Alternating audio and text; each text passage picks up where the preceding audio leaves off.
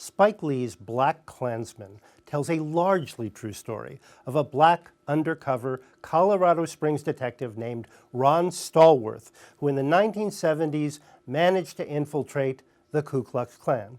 Before you say, hold on, let's acknowledge Stallworth couldn't go to meetings. He could establish a phone rapport with Klan higher-ups, including Grand Wizard David Duke. Well, since you asked, I hate blacks.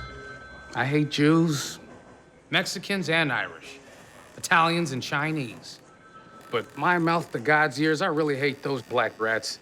And anyone else, really, that doesn't have pure white Aryan blood running through their veins. The true white American race, the backbone from whence came our great Southern heritage.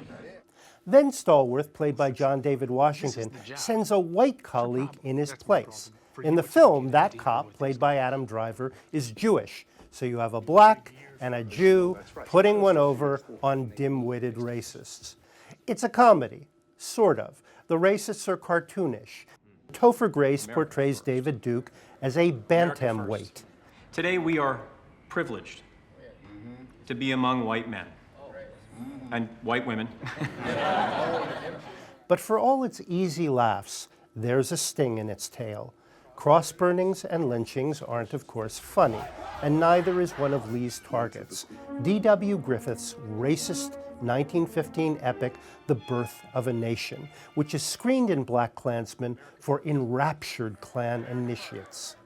Griffith's movie is set after the Civil War and portrays shiftless blacks running amok in Southern legislatures and menacing pure white women, one of whom throws herself off a cliff rather than submit.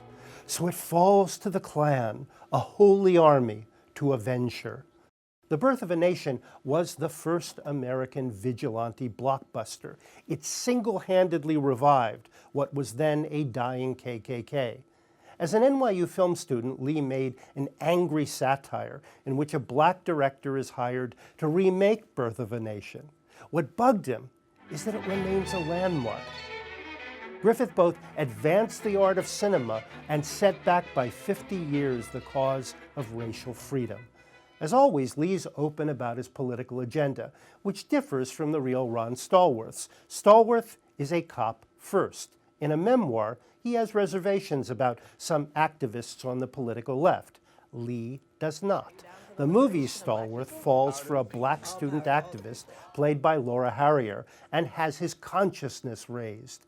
And Lee ends with footage of the 2017 Charlottesville, Virginia white supremacist march, with the real David Duke defending his supporters, the murder of counter-protester Heather Heyer, and Donald Trump saying there were bad acts on both sides. So, BlacKkLansman is a weird, clunky, provocative mix. It makes fun of the Klan and then warns of white supremacists' enduring power.